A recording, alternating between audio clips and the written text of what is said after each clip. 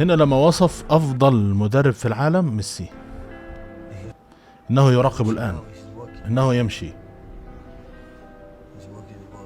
يتمشى، وده اكتر حاجة بتعجبني فيه. ان هو انت فاكر ان هو خارج المباراة؟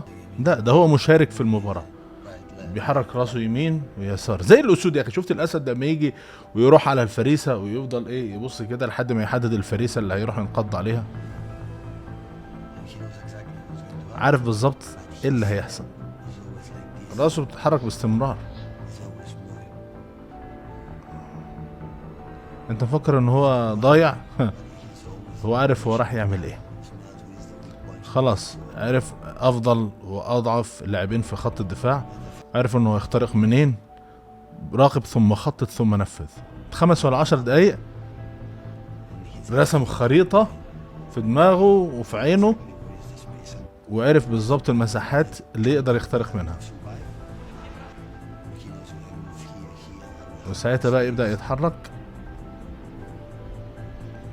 ويبدأ ينفذ بقى الهجوم. لازم يصنع هجمة خطيرة.